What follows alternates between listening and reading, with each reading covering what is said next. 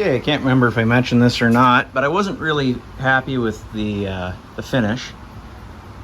So I've wet sanded it all down, and I'll buff it back up. I went to all the work to doing this, and then realized at a car show on Father's Day there was two S10s. Well, one was an S15, one was a Sonoma, but you know, same difference. One was an SLE and one was an older S15, and it was like a base trim truck like this originally was. And what I realized was, if you have a base trim truck, then yes, you see all of this, right? So obviously this cab and the majority of my interior are out of a sport trim truck, so it was a little bit dressed up. So when I looked at the SLE, I realized, because it has a lot of the same trim, there's actually a piece of trim that runs across here, covers all of this, and there's a set that go on the B-pillars. So the only part you actually see is across the top here, where the finish was actually pretty good. But you know what, at the end of the day, I'm fine with taking some time to come in here and clean up and polish all this. Okay, we're back down in the junkyard today, getting a few parts we need for the S10. So you can see, since the last time we were here, nature's taken back over. So if we hike our way through here,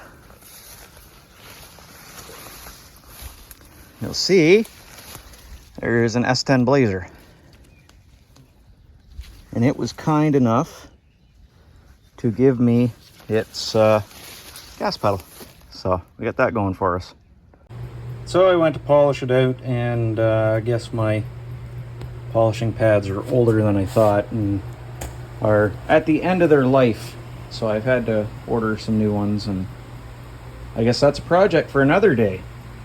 So I guess what we'll work on is, when I was down at the junkyard, I pulled this gas pedal, right?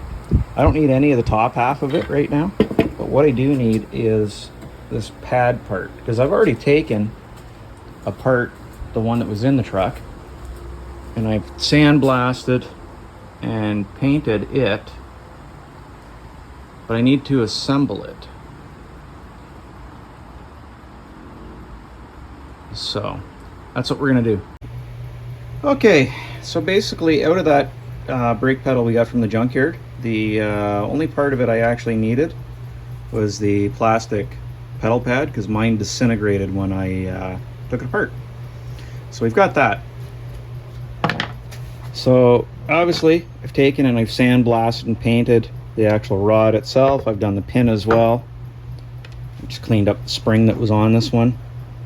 And now we get to reassemble it.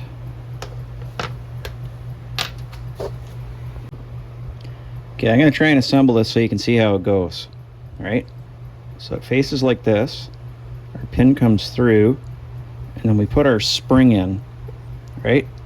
So the spring goes basically like this on the back of here against the pedal. So it's kind of too hard for me to put it in while filming, so I'll put it in and then I'll show you how it looks assembled.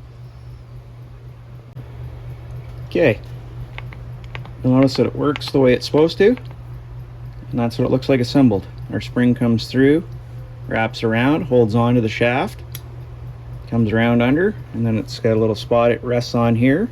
Our pin goes through, and that gives us the accelerator pedal.